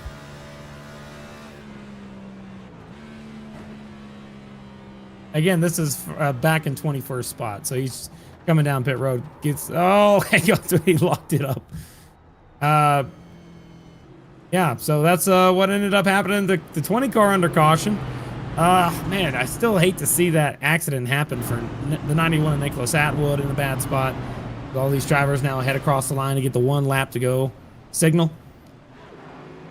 I mean, Davis is now going to have the inside line on the leader here. Davis, he's not going for no playoff. He's trying to win a dang race. That's it. He doesn't care about no playoff, no championship. He just wants to try and win this thing. And now, is it possible? What do you think anybody can stand with Bikey here on his restart with 9 laps on the tires? Well, Davis did so last restart, and Alex Coffey, I think, absolutely can. I think the only other 2 cars I would have thought would have been Blaine Wilson and, you know, obviously Sean Rogers, who now has severe damage. Davis is in an interesting spot, though. You mentioned winning the race, but how hard will he race his BMP teammate who is in the playoffs leading the race with a chance to lock into the round of 12? How hard is he willing to race his teammate for a win that ultimately would not mean as much? That's going to be interesting to watch as well. Here we go. Pace cars in the pit lane. We're going to get back underway. Out of turn number 4 into that Simrap Market restart zone. And we are back underway here from Darlington. Great restart for the outside line. Matt Cox on the outside. He's going to be trying to make a move on Davis, and he's going to get that job done on the outside line. Matt Cox, best running spot for him all night that he has had to this point in the 32. He moves up to second. Now he'll have a shot, potentially, at Brandon Bikey here. It's stealing a win away from Bikey and locking his way in. At worst, Cox is going to get a really great finish out of this one and head on to Gateway with a huge buffer in the points. Davis gets the wall there all 4 right in front of Alex Coffey. Paul Gallimore, that's what the doctor ordered. I said 9th was going to be a big spot to defend. He gets up to 5th with that caution flag. That would be a huge run for Paul Gallimore, who came in 5 points under the cut line. That would be a monster night for that yellow and black Chevrolet. Bikey, though, driving away just a tad. Cox has yet to show anything for him. And Alex Coffey, who I think is the next best car, is logged in traffic. 20 laps to go, may come in at 19. 19 laps. It's a short period of time around here in Darlington. It's going to be really fun to watch. Right now, the driver I'm seeing right now is Kenny Coppola right now. He trying to make a move on the 23 car towards the tail of this little line here, but the 18 is trying to make a move on the 8 car now. Take a look at that. Remember, he was involved in the accident a little bit ago. He slides up in front of that non-playoff driver, and he holds the spot. What a move to try and get by, and now opens the door for the 23 to try and make a move past the 8. Tell you this right now, BMP and Dig Esports not going to like each other leaving Darlington. There's some more contact between 2 of their cars. Man, these teams cannot get away from each other. Blaskowski makes the save. That's his 2nd save of the night. That's a really good one there for Blaskowski.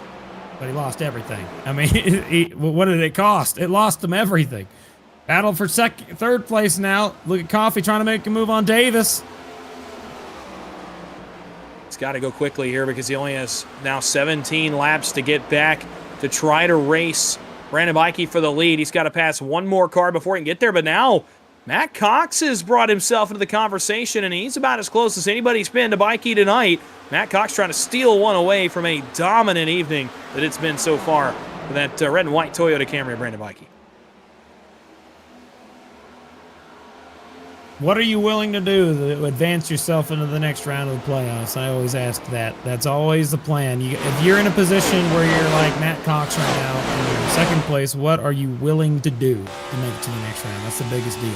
Because if you win this thing, you're guaranteed a free pass into the next round. But what you do might have consequences down the line. You got to be able to live with what choices you make.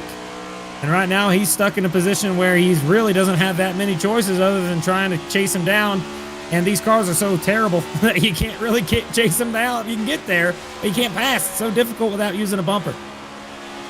Yeah, and I think the situation for Cox and Coffey running 3rd is a little bit different. Those guys are well above the cut line here in the round of 16, to where you're not going to have to be willing to do as much. Coffey got 18 stage points tonight. Matt Cox got about 15 stage points tonight.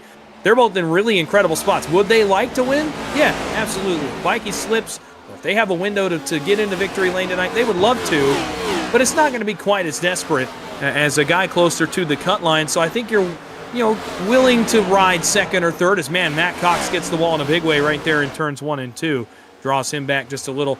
But I think you're just willing to do a little bit less. I think you're willing to ride 2nd, ride 3rd, take the points, and be 50 up going to Gateway. But hey, if a window opens here, Bikey makes another mistake, you gotta imagine that one of these 2 guys would love to pounce and be able to kick their feet up on the desk the next 2 weeks. There's a battle right here between the 18, and it looks like that is going to be Fetter Place. Right, the 11 car Paul Gallimore able to make the pass on the 18 car. On the outside, got the job done. Man, what a run tonight for Gallimore in 5th. How about that? He's run top 10 all night, got some stage points, and now in line for, again, a huge finish for the guy furthest below the cut line, and that's always a great sign, man. The guy on the recovery trail, though, is Coppola. Really great recovery, all the way back up to 7th right now. Side by side, trying the outside line on the 18 car. He's up against the wall here. Look out, 18's going to come up and block him off just like that. We saw that happen earlier. That 54 did the same thing to the 77. He lifted that time so he didn't get into the wall, but now he's setting up for turns 3 and 4. What is he going to be willing to do to make the pass? Well, now Coppola and Blaine Wilson are in a bit more desperate position. We talked about Cox and Coffee and even Bikey plus 20 and aren't really in a desperate spot. These two are plus 3, both of them coming into tonight. This spot could mean a lot for both cars going forward. You're not going to see Wilson give it up easy, but you're not going to see Coppola just, I think I'll ride and stay behind you. Absolutely not. That's not what Kenny Coppola's thinking, and he's going to drive way into that corner. Almost trying to get to the back bumper, the 18 of Wilson here. Does he use it here off turn 4? He's trying. He's trying to get there. I mean, he's doing what he has to do to try and catch up to him. I got to say that. Oh, man. It's getting to the point where, like, there's also a huge line there stacking up behind the Coppola there. So with that in mind, 23 is getting involved. Remember, we saw him get involved in an incident where he was spinning a little bit ago, but now he's back up to the 8th place spot, moving up a handful of spots as we cross the stripe this time to get 9 laps to go. And this is just getting down to the end of this thing. And these drivers are trying everything they can, but Bikey's just pulling away. And I think Matt Cox has used everything he had in the tank. He has not gotten as close as he did just a few laps ago on Bikey's machine. Coffee now trying to close the gap on Matt Cox, make a pass for second, and then try maybe to do something himself, but he just does not have a lot of laps left. In that 54, the battle may continue to be for second as we close this one out. One car I want to mention that we really haven't all night. He's been pretty quiet. How about P9 right now for Barry Sanderson? Their playoff car, plus 2 coming into the evening tonight. He's right behind this battle for what is the 6th position now. Coppola goes on by. Sanders runs 2 cars back of that. Really great run for the 81 tonight as he looks for a good points tonight as well. He's quietly crept his way inside the top 10. He's running good here with 8 laps to go.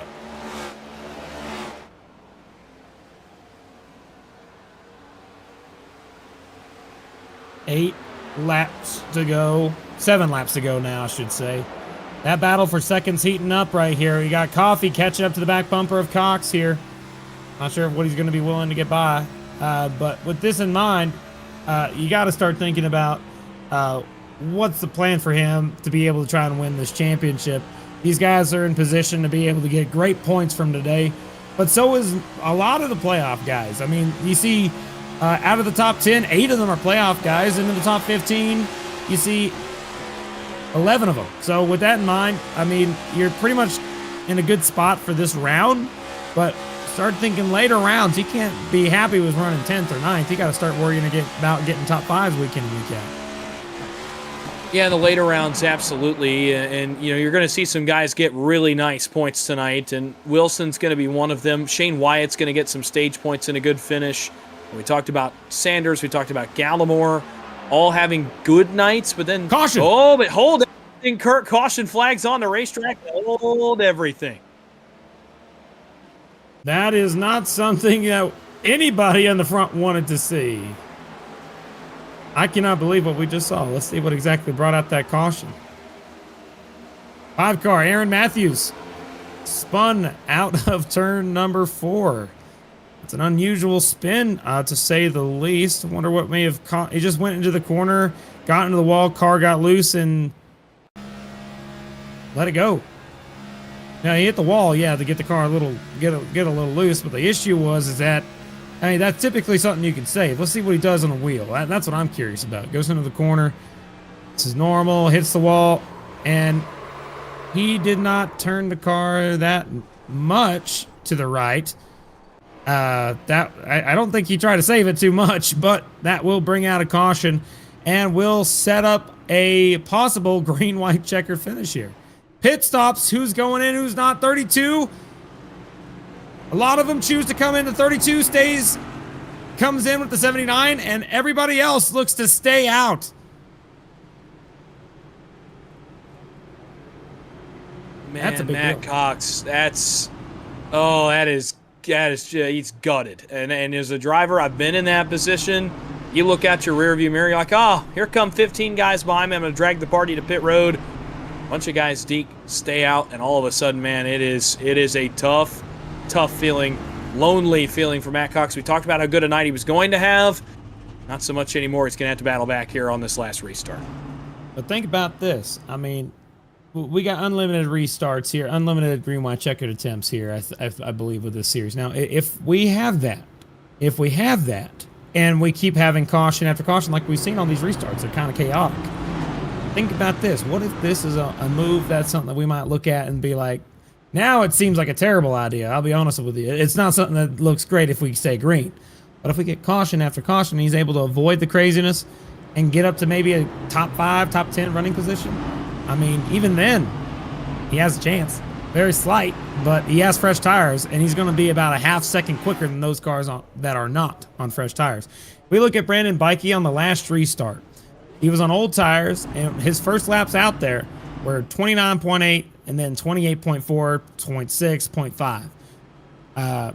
And that's something that's going to counteract. So if we go back and look at like a restart where he had to keep on old tires, he would run 28.4, 6s, and 5s. So you don't lose that much time, but he's going to restart in 12th, Matt Cox is. So he's got time to try and get through this field, but he's also got to avoid the carnage that's about to happen because anything's going to happen on this restart when we get the green flag. Well, I think the benefit is, the way they were racing in turn 1 early in the race. We saw the incident on lap 1. We've seen throughout the night some incidents in this end of the racetrack. So I think as guys split to try to get spots here in the car, bit of a scramble on the restart, that may be Matt Cox's best friend because someone is likely going to stick their car in a gap that's not there, try to get a spot that's not there, drive in the corner too hard. A number of things could happen here that could benefit him if they just go back to racing like they did early. Now, they haven't for a while. 2 laps to go, though. All bets are off, and Cox is hoping a few of them here pick each other off on this restart. Here we go. Green, white, checkered. 54 on the bottom. Bikey on the top. Old tires. Look, watch the wheel spin. Here we go to the restart zone. We're back underway, and they're wrecking in the back. You see the Mills machine back there getting into the wall right there, as Coffey has the best restart he's had all night to where he could actually fall in behind the leader. The 32 of Matt Cox is stuck on the bottom trying to get by Nigel Christensen in the 20 car. Got to work quickly if you're Coffey down the backstretch. 3 wide out back. Matt Cox trying to force it here in the 3 on Christensen and Better Place who come together. Meanwhile, Coffey up front of the bumper of Bikey for the lead as they hit the white flag potentially. What's going to happen? We're going to get the white flag. 1 lap to go here from Darlington. Up front, it is the battle between the top 2, Coffey and Bikey. Who's it going to be? Heading down the back straightaway. Out of turn number 2, down the back straightaway. The 54, does he have a run? He sure does. Very slight. Is he going to send it in? To the corner. He gets on the back bumper. He gets him sideways. He's to the inside. He's able to make the pass, and Alex Coffey is going to make the pass to win the race here at Darlington. What a move! I'll tell you this much, I don't think I've seen many more perfect bump and runs executed than that one right there. He didn't wreck Bikey. He didn't do too much. He just did enough to go and win the race, and in the playoffs, that's what you have to do. And he gets the job done after being second to the 27 all night, tantalizingly close. He's going to get the job done, but some frustration potentially here. Kirk Kempers in the playoffs. Here we go. Look out. Oh, he ain't happy. He's mad about this. Oh, boy. Look on the front stretch. Look out. Need police out here. Oh, call tag. They're hitting each other as he's doing burnouts. He is not happy. Bikey is furious. He's angry. He knows he has lost. And what a bitter defeat. To quote, oh, man, that was awesome. 54 absolutely got the job done by moving the car up and out of the way. And he's won the Matt Liveries 200 here live on the Precision Production Network. About as good a start to the playoffs as you could ask, I would think. If you could not have asked much better in terms of a finish to a race in the playoffs. You had a little bit of everything. You had all kinds of storylines tonight, and it ends in a bump and run at Darlington, no less. What a historic racetrack with so many great finishes. Add another one right there with Alex Coffey. We're going to go back and take a look at a number of things because there was more than just that finish on the last lap. Kirk, Matt Cox, who you talked about, he crashes here on the last lap on the back straightaway on the white flag lap. We'll look at that first. I think Kenny Coppola may have crashed as well. So a couple playoff cars incurring some trouble here on the last lap. And Cox was the first one, and here it is off too as he gets in the left rear of Medina in the 48. Oh, heavy inside wall damage there for Cox. I mean, it's just one of those situations you're kind of stuck in. But back here in the back of the field, more contact happened towards the rear. Let's see some more images of what happened here. I mean, wow. What a finish to the race. That was one of the best finishes I've seen in a while at a Darlington race. Contact, they're racing, they're beating, they're banging. 8 car goes around. That's Buskowski up into the outside wall. 24's trying to save the race car. They're wrecking all around in contact with the 2 car. 24 hits the outside wall, trying to get this towards front stretch. Looking into turn number 3 and 4. Oh my gosh, what did we just see? Huge implications. Everybody just went into the corner full throttle trying to make it through. That was wild. I mean, what brought out that caution? There's a wreck up ahead, and then they just all collect all together, and Tim Wortman is able to get through and hang on to the race car. Is he able to turn off the wall? No, he's not. He has a broken right front wheel, so that is not going to be something he wanted to see, but he's just got to stay in the gas, keep pushing hard, hope he can get to the line in time, and it looks like he does make it back to the line. But Alex Coffey making the move of the century on the back bumper of the 27 of Bikey, who ends up getting 3rd after all that. Paul Gallimore comes back to finish in 2nd. Where did he come from? Look at the 54. He gets up to the back bumper. Didn't even hit him. That was no contact. That was like just the air that got him loose. I mean, look at it again. Let's look at that real quick, as close as you can on the front end, because I don't think they even made contact. It was definitely close. I thought he did in real time, but he could very well just take an air off the back end of the 27 here. And, well, Brandon Bikey, appears that he thought there was contact by his reaction. Let's see. Into turn 3. I don't think he got into him. I might have gotten him a little bit right there, but it was close. I don't think he hit him at all. But when you get that close up to the back bumper of the cars, I got to tell you, that really takes the air off the rear spoiler. It's going to get you loose like that. And the 27 was angry about it. He tried to turn down and get into the left rear quarter panel, but he wasn't able to do it. So the 54 able to drive away and win the race in the final corner. What a move. That was entertaining as all heck right there. That was phenomenal. Oh, and you talk about this, the kind of waterfall effect of Cox crashing, a couple other guys crashed in the corner of the playoff cars. Look at some of the some of the implications. Barry Sanders, P5 tonight in this race. That's a huge run. Gallimore 2nd. Brandon Fetter place. He was a lap down for 85 laps tonight and finishes P8. Johnny Shade finishes 10th. I mean, just some of the storylines tonight coming out of here of guys that needed good runs and did not have a good start, getting a good finish. That is about as good as it gets, but none better than Alex Coffey on Brandon Bikey, the move of the night. I said, what would you be willing to do? I thought Coffey would be willing to ride 2nd. Kirk, I was wrong. So we're going to go ahead and talk to our drivers here. Let's start talking with the winner, and then we'll work our way down the line up here towards the end. We'll give you the finishing order here in just a moment, but let's get the winner in here. Alex Coffey, you got a copy, buddy? Yes, sir. I got you. What a heck of a move you did out of turn number 4. You did an old move and run right there. Tell me, how's it feel to win here at Darlington like that in such an amazing fashion? It feels good. Glad to get it done with all the stacked against me up there on those restarts, but we got it done.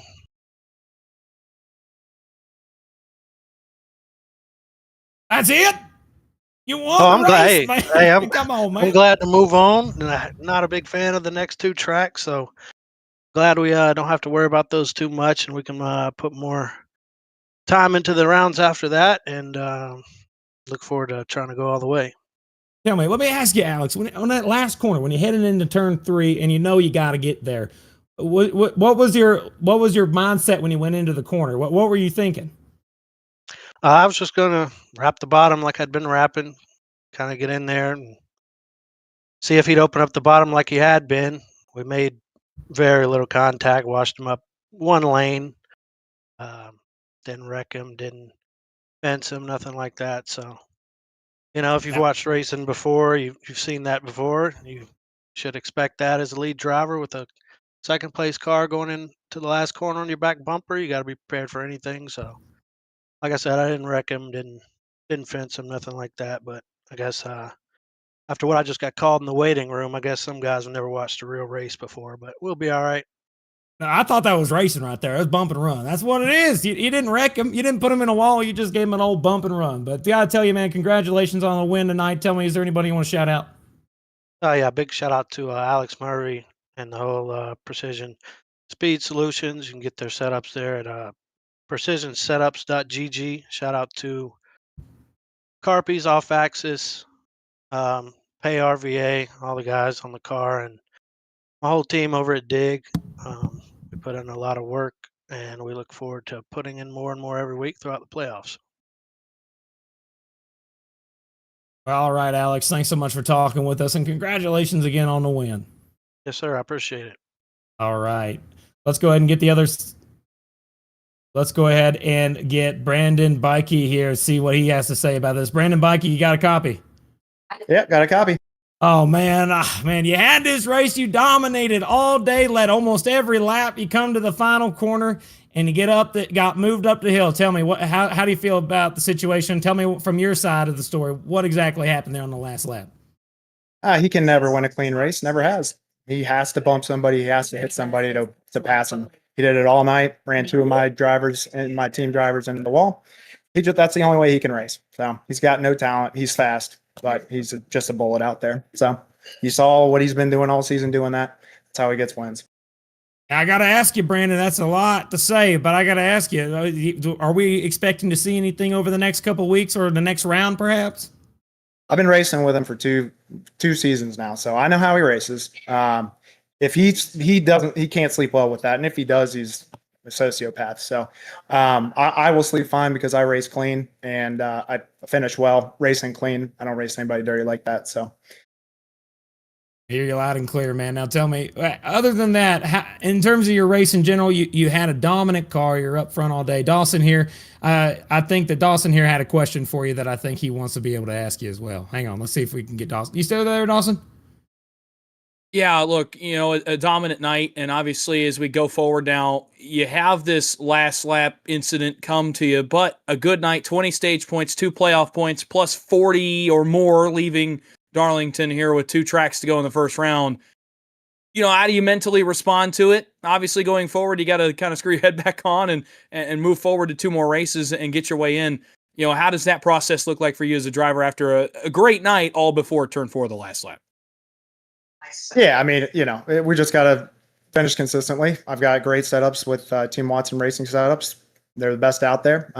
So pretty confident going into it. Just going to race clean races and finish up near the front. Hopefully get some wins. But if I do get a win, I'll get it cleanly. Thank you again so much, Brandon, for coming in and talking with us. And we'll see you next week whenever you come out and battle. And we wish you the best of luck when they go to St. Louis. Thanks, guys. You got it. Anybody you want to shout out or anything? Yep, all of BMP. Really want to shout out to Paul for finishing second. He had a great run. He needed it. I know he's kind of towards the bottom of the 16, so this is huge for him, and really happy for him. Well, again, thank you so much for talking with us, Brandon, and great job tonight. You had a hell of a car, and it was fun watching you lead the thing, and just last lap, chaos ends up taking you to third. So hope you had a good rest of your night, but great job here tonight. Thank you, guys. Bye. Now let's go ahead and talk with our second place finisher. He's going to be with Dawson. Paul Gallimore. Dawson. Paul, it's the boys in the broadcast booth. You got a copy? Yes, sir. Right here. Yep. Well, right man, a great night for you. When all comes said and done, you get a few more spots there off turn 4. I'm not sure you expected to get in a bit of a scramble, but look, a good night, a couple stage points, I think kind of set the tone, but man, you could not have asked for much more than a second place finish. Take me through it tonight at Darlington. Well, it was pretty much just kind of a workman's P2 there. I got lucky with there was a couple guys that pitted there on that green-white checker. Not sure what they were thinking, but that moved me up a couple spots. I'm probably about a 7th to 9th place car tonight with a P2 finish, so we'll take that, especially first round of chaos here. Look, coming in -5, you're going to leave likely above the cut line against some stage points and the second best finisher of the night, second of the playoff cars as well. We had the Gateway in Bristol, a big night for you. What's the confidence level heading forward here into the last 2 races of the round of 16? Not really my forte. I'm honestly surprised this one ended up like it did, but we'll just we'll give her hell and see where we end up there at the end of this thing. These guys are tough. Everybody in this league is really, really tough to run. So I'm just pretty tickled with this second place finish. I think I'll take the night, drink a beer, and celebrate that for now. We'll worry about next week when we get to it. I'll let you start celebrating here in just a moment. Before we do, though, I do want to give you an opportunity. Are there any thank yous or shout outs you'd like to give? Absolutely. Give all my Beast Mode teammates there. Brandon built a great qualifying set. So did Kenny. We had a lot to choose from there. Kenny built a heck of a race set. There you can get those Team Watson racing setups. Icon Apparel. They got great racing gloves and a lot of things for sim apparel. So hit them up online. But other than that, everybody else on my team there, we just did a great job, gave me a lot of good pointers, and it worked out. I'll take it all day long. Well, thank you for talking to us for a second. Go enjoy it, go celebrate, and we'll see you next week in Gateway. Right on. Let's go crack a cold one, man. Alcoholic beverages for the win from Paul Gallimore. Finishing second tonight. I tell you what, that was an eventful evening. Dawson, tell me, what are your main takeaways here from Darlington tonight? Yeah, look, a fun one, obviously, from Darlington is, in just a second. We'll kind of get through some of these finishing results. And boy, in the last lap, even just a bit of a carousel in that regard. Darlington never disappoints to me. It definitely did not disappoint tonight. Playoff guys with big implications leaving here. Some guys that were really great in points, maybe not so good here leaving Darlington. For Alex Coffey, he did what he had to do, and he can now rest until the round of 12 and focus on starting that round at Loudon here in a few weeks. For everybody else, they can finish in the top 10. This points battle the next 2 weeks is going to be incredible, and we've got some tempers to go along with it. A couple of the teams appear to not be on great terms here leaving Darlington either. Looking at your top 20 finishers here now from 11th to 20th. I mean, big surprise here, Kenny Coppola. Finishing 19th tonight. I mean, we saw him up front all day, but on that last lap, he went from 4th place back to 19th and getting involved in those accidents. So racing hard can lead to having a little bit more difficult week next week whenever we race in St. Louis for the continuation of round 1 of the playoffs. And so what do you think about that 77 just having a rough night tonight?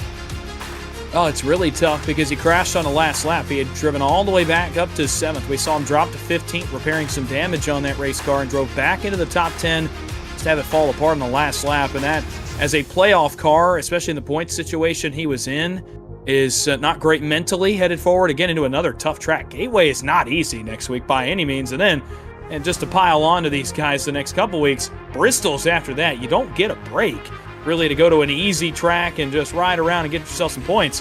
It's another driver's track next week at Gateway. And for Coppola now, that's a whole other monster compared to Darlington even. So for some guys looking to get back on the good side of the momentum, for others have a lot of momentum headed into that one.